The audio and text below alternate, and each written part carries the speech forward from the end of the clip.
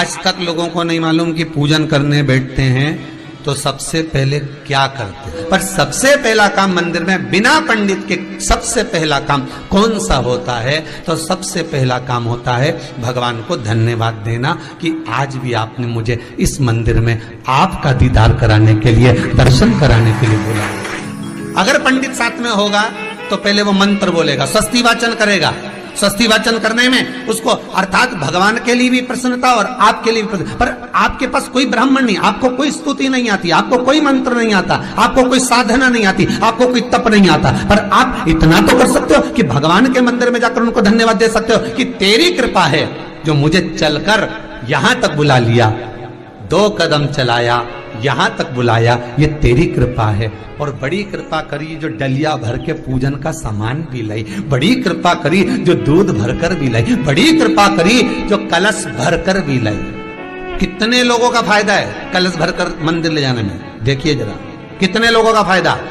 हिंदू धर्म में विष्णु पुराण में, पद्म पुराण में लिखा है, सौभाग्यवती नारी जब भरा हुआ पानी का लोटा लेकर कलश लेकर जाती है और उसको देखकर कोई व्यक्ति निकल कर चले जाता है तो जिस काम के लिए जाता है वो काम सफल हो जाता है। मंदिर का ही लोटा, मंदिर का ही पानी, सिर पे पल्लू लेके हर हर महादेव, बस शिव जी के चढ़ा रही और इतने प्रेम से रिझा रही। अब फ्री का पानी था तो एक लोटे में मन भी नहीं माने। अरे करा तो भगवान के सम्मुख में पहुंचकर अगर आप जल का पात्र भी लेकर जा रहे हो, भरा हुआ लेकर जा रहे हो, तो कितनी प्रसन्नता की बात है। हिंदू धर्म की रीति है, जिस पात्र को हम जल चढ़ाने लेकर जाते हैं उस पात्र में भगवान के चरणों का जल लाते हैं, खाली पात्र नहीं लाते। क्या लाते हैं? भगवान के चरणों का जल। उस चरणोदक को लेकर आए, घर में रखा, सबने अपने नैनों में लगाया, हृदय में लगाया, चित्तवृत्ति में लगाया। खाली पात्र हम लेकर वापस नहीं आ रहे हैं। शिव मंदिर में जब जब जाओ, जल चढ़ाने के लिए जाओ, पात्र तुमने शंकर जी को पूरा पानी चढ़ा भी दिया तो शंकर के चरणारविंद का थोड़ा सा जल पात्र में डाल के भले 2 बूंद लाओ, 4 बूंद लाओ, इतना सा लाओ, पर लाओ और उसको पूरे परिवार के नेत्रों में जब लेकर आए हो चरणोदक तो लगाओ। पर खाली पात्र नहीं लेकर आना। खाली पात्र लाने में ध्यान दीजिए, जब आप पूरा जल समर्पित कर देते हैं, जल समर्पित भी पूरा करना है, भगवान को चढ़ा रहे हो तो पूरा समर्पण होना चाहिए, पूर्ण समर्पण। इसलिए शंकर भगवान को अधूरा समर्पण नहीं, इसलिए श्रीफल भी पूर्ण चढ़ता है। शंकर जी के मंदिर में श्रीफल नहीं फूटता, पूर्ण श्रीफल। बेलपत्री भी पूरी, चावल का दाना भी चढ़ेगा तो आखा, फल भी चढ़ेगा तो आखा, फूल भी चढ़ेगा तो आखा। भगवान को कोई चीज खंडित नहीं चढ़ती, शिव जी को जल भी चढ़ेगा तो पूर्ण।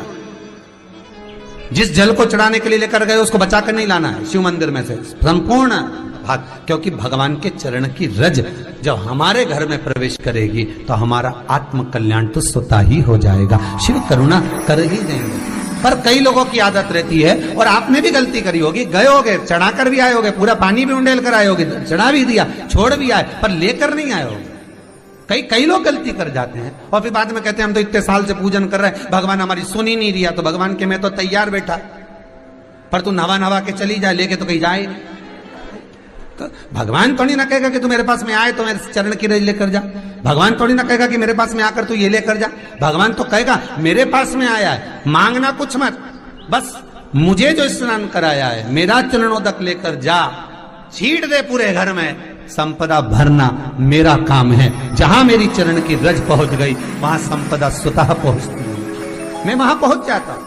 तो चरणों तक ले जा, पर लोग ले जाते हैं, पूजन करते, कलश भी उंडेलते, जल भी चढ़ाते, पर आते समय खाली लेकर आ जाते। भगवान को इतना बुरा लगता है मेरे दरवाजे से खाली जाए, मुझे कितना बुरा लगेगा। जो आए वो भर कर जाए, भले 2 बूंद लेकर आओ, पर उसमें चरणों तक थोड़ा सा लेकर अवश्य आए। उसी तरह जल चढ़ाने के बाद हम जब लेकर आते हैं पात्र के अंदर, ये उसमें उसकी बरकत है। गर्ग संहिता में दूसरी चीज कही, उसको भी समझ लीजिए।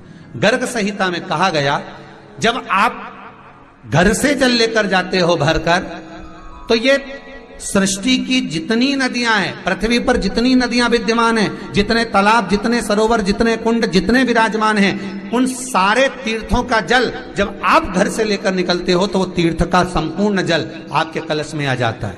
और जब आप उस जल को शिव पर समर्पित कर देती हो और 2 बूंद चरणादक लेकर जब जाती हो तो शिव महापुराण गर्ग संहिता पद्म पुराण कहती है वो जल साधारण नहीं रहता, वो गंगा जल बनकर तुम्हारे घर को पवित्र करने के लिए पहुंच जाता है। वो पवित्र गंगा जल बन जाता, उसको लेकर प्रवेश कर जाता। हम बार बार कहेंगे भगवान के मंदिर जब भी जाओ ना, चेहरे पर प्रसन्नता होना चाहिए।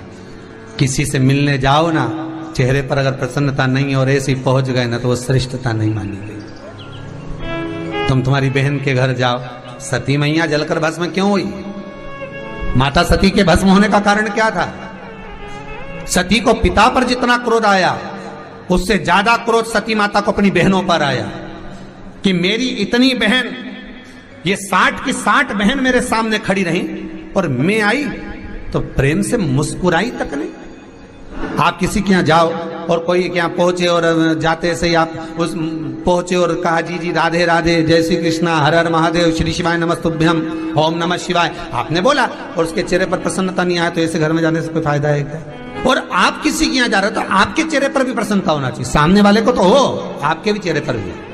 मंदिर में जब जब जाएं, गुरु के दरवाजे पर जब जब जाएं, परमात्मा के चरणारविंद में जब जब जाएं, माता पिता के चरणों में जब जाएं, घर के बुजुर्गों के पास जब जाएं तो तुम्हारे चेहरे पर प्रसन्नता होना चाहिए। भगवान को भी लगे दुख भले है इसको पर चेहरे पर प्रसन्नता है, इसको अब दुख नहीं देना क्योंकि इतना मुस्कुराकर ये मेरे मंदिर में आती है।